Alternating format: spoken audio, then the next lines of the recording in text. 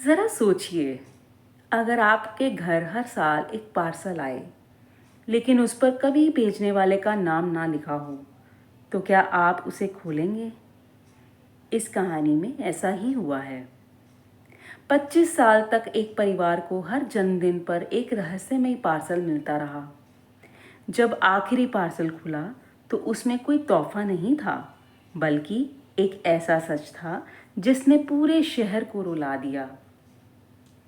तो दोस्तों, कहानी का अंत बिल्कुल मत छोड़िए, क्योंकि आखिरी चिट्ठी सब कुछ बदल देगी। तो चलिए आज की कहानी की शुरुआत करते हैं, जिसका नाम है हर साल आने वाला बिना नाम का पार्सल। शिमला के पास एक छोटा सा कस्बा था। वहीं रहती थी अनन्या। जब वह सिर्फ 5 साल की थी, उसी साल उसके पिता एक सड़क दुर्घटना में चल बसे। घर में सिर्फ माँ और बेटी बची।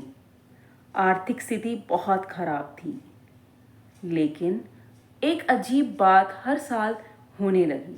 अनन्या के जन्मदिन की सुबह डाकिया एक छोटा सा पार्सल लेकर आता।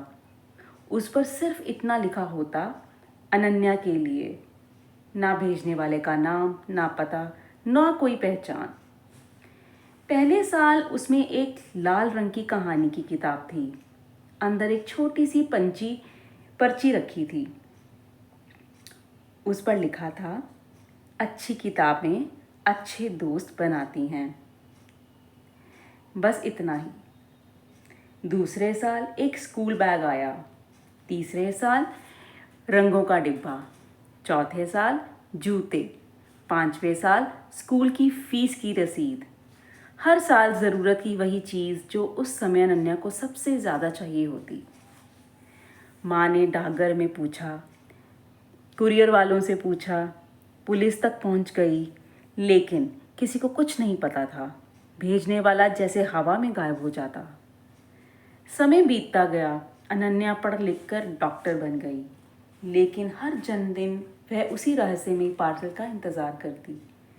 अब उसमें खिलौने नहीं आते थे। कभी कोई प्रेरणादायक किताब, कभी एक पौधा, कभी किसी अनाथालय की रसीद जिसमें उसके नाम से दान किया गया होता। हर बार एक ही पंक्ति लिखी होती, जिस दिन तुम किसी और की ज़िंदगी रोशन करोगी, उसी दिन मेरा तोहफा पूरा होगा। 25वां जन्मदिन आया। इस बार सबसे बड़ा पार्सल आया, लेकिन पहली बार उसके ऊपर लिखा था, ये आखिरी पार्सल है।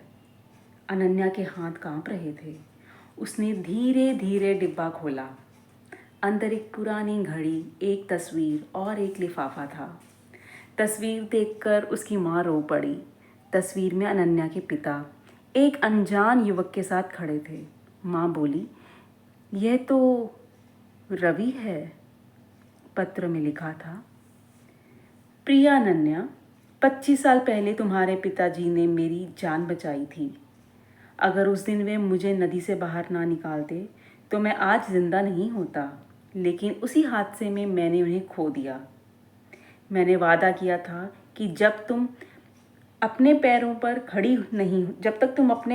खड़ी नहीं हो जाती, मैं तुम्हारा ध्यान रखूंगा। मैंने कभी सामने आकर धन्यवाद नहीं किया, क्योंकि तुम्हारे पिता हमेशा कहते थे, नेकी का सबसे सुंदर रूप वही है जिसमें पहचान की इच्छा ना हो। आज तुम डॉक्टर बन चुकी हो, मेरा वादा पूरा हुआ। अब मेरी एक ही इच्छा है कि अगले साल से किसी और बच्चे के घर बिना नाम का पार्सल पहुंचना चाहिए। अनन्या फूट फूट कर रो पड़ी।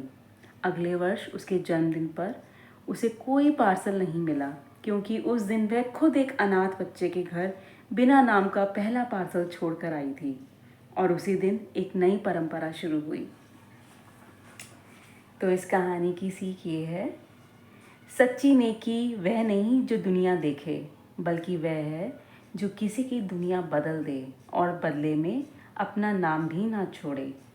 अच्छाई की सबसे सुंदर पहचान उसकी गुमनामी होती है।